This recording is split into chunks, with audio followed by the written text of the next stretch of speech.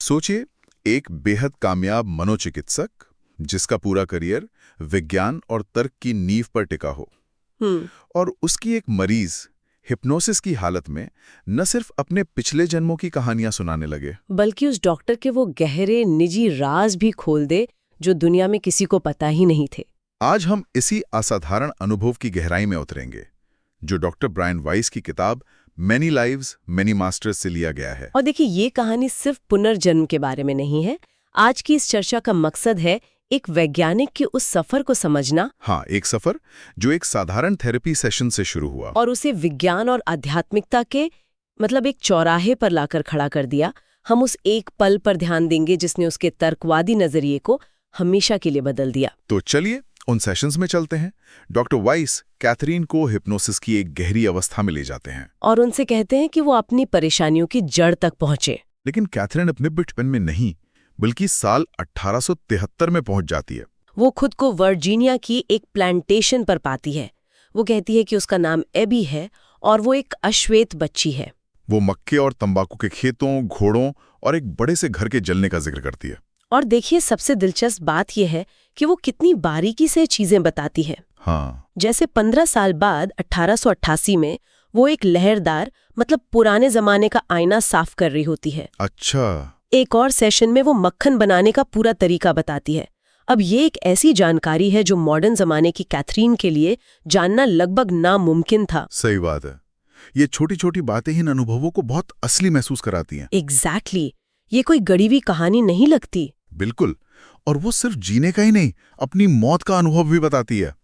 सीने में तेज दर्द, ठंड लगना और फिर अचानक अपने ही शरीर को बिस्तर पर पड़ा देखकर ऊपर उठने का एहसास। वो बताती है कि कैसे एक चमकदार रोशनी उसे अपनी ओर खींच रही होती है। लेकिन कहानी यहाँ खत्म नहीं होती।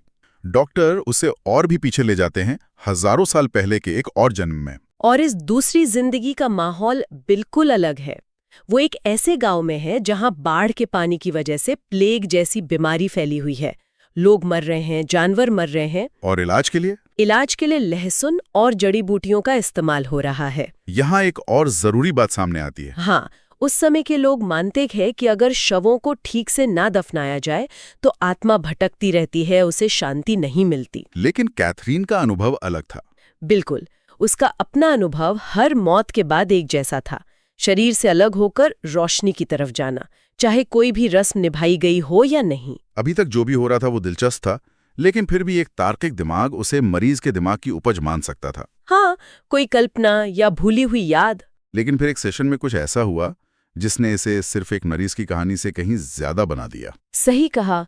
दूसरी जिंदगी में मौत के बाद जब कैथरीन उस बीच की अवस्था में थी जहां आत्मा शरीर छोड़ चुकी होती है, तो अचानक उसकी आवाज बदल गई। आवाज बदल गई? मतलब कैसी? वो आवाज भारी थी, बुलंद और बहुत शांत थी। और उस आवाज में उसने कहा, ज्ञानी आत्माएं, द मास्टर स्पिरिट्स मुझे बताती हैं। और ये आत्माएं बताती क्या हैं? यहीं से कहानी पूरी तरह पलट जाती है। उस बदली हुई आवाज में कैथरीन ने कुछ ऐसा कहा जिसे सुनकर डॉक्टर वाइस के पैरों तले जमीन खसक गई। क्या कहा उसने? उसने डॉक्टर के बारे में बात करना शुरू कर दिया, ऐसी बातें जो दुनिया में किसी को नहीं पता थीं। जैसे? उसने कहा, तुम्हारे पिता यहाँ हैं, उनका नाम ओवरोम है और तुम्हारी बेटी का नाम उन्हीं के नाम पर रखा गया है। उनकी मौत दिल की वजह से हुई थी। एक मिनट रुकिए। एक मरीज जो डॉक्टर के बारे में कुछ नहीं जानती, वो उसके पिता का हिब्रू नाम बता रही है? हाँ, हिब्रू नाम। एक वैज्ञानिक के तौर पर डॉक्टर वाइस का पहला रिएक्शन क्या था? क्या उन्होंने ये नहीं सोचा कि कैथरीन ने ये सब कहीं से पढ़ लिया होगा? बिल्कुल। और यही इस मामले को इतना जबरदस्त बनाता है। उनका दिमाग एक वैज्ञानिक की तरह ही चला। उन्होंने सोचा, क्या ये क्रिप्टोमनीशिया हो सकता है? भूली हुई यादें। शायद कैथरीन ने कहीं ये नाम सुना हो। लेकिन कैथरीन को हिब्रू भाषा या उनके परिवार के बारे में कोई ज्ञान नहीं था। और रही बात जासूसी की, तो उनके दफ्तर में कोई डिप्लोमा या ऐसी कोई चीज नहीं थी जिससे ये राज खुल सके। तो हर तार्किक दरवाजा बंद हो रहा था। बिल्कुल। और ये तो बस शुरुआत थी। इसके बाद जो संदेश आया वो और भी ज्यादा चौंकाने वाला था। हाँ, इसके बाद उस आवाज ने कहा, तुम्हारा बेटा भी यहाँ है। उनका बेटा? उसका दिल उल्टा था, एक मुर्गी की तरह। उसने तुम्हारे लिए एक बड़ा बलिदान दिया। उसकी मौत ने तुम्हारे माता पिता के कर्ज चुका दिए और तुम्हें ये सिखाया कि दवा और विज्ञान की एक सीमा होती है। ये तो अविश्वसनीय है।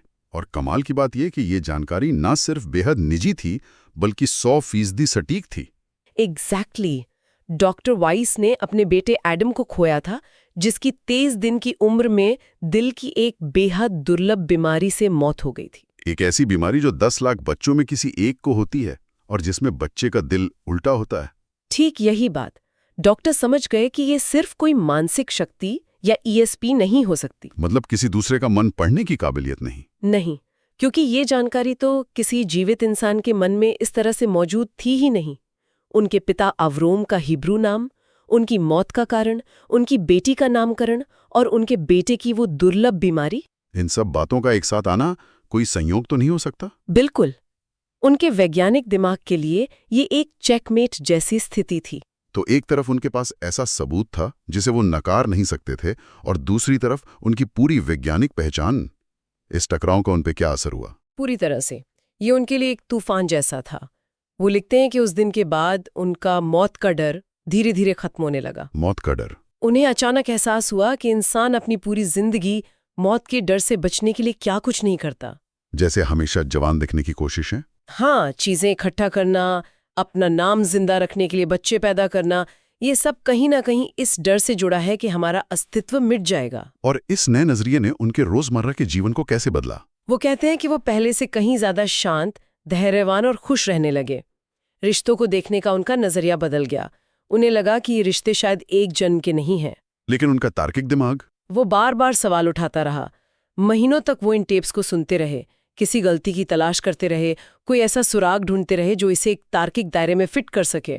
लेकिन हर बार वो उसी सच्चाई पर लौट आते थे कि जो हुआ वो उनकी समझ से परे था। हाँ, उन्होंने एक वैज्ञानिक की पेनी नजर से इसे परखना जारी रखा, लेकिन उन्हें यह भी पता था कि उनकी दुनिया और उनका जीवन अब हमेशा के लिए बदल चुका है। तो इस सब का क्या मतलब निकलता है? एक मनोचिकित्सक जो इंसानी दिमाग के रहस्यों को सुलझाने निकला था, उसे आत्मा, पुनर्जन्म और जीवन मृत्यु के चक्र के ऐसे सबूत मिल जाते हैं जो विज्ञान की किताबों में नहीं मिलते। अगर हम इस पूरे अनुभव का सार निकालें तो यहाँ कुछ बड़े आइडिया सामने आते हैं। हाँ, बिल्कुल।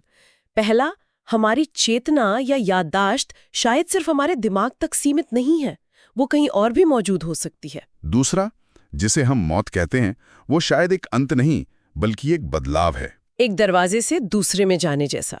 और तीसरा, और शायद सबसे जरूरी, कि प्यार और रिश्ते जन्मों तक चल सकते हैं, जैसा डॉक्टर वाइस को अपने बेटे और पिता के संदेश से पता चला। ये अनुभव वाकई एक गहरा सवाल छोड़ जाता है। बिल्कुल। क्या हमारी चेतना शरीर के साथ ही खत्म हो जाती है या ये एक लंबा सफर है जो चलता रहता है? और अगर वाकई ऐसी ज्ञानी आत्माएं हैं जो हमारा मार्गदर्शन कर रही हैं, तो क्या हम उनकी आवाज सुनने के लिए तैयार हैं? ये एक ऐसा विचार है जिसके साथ हम श्रोताओं को छोड़ना चाहेंगे।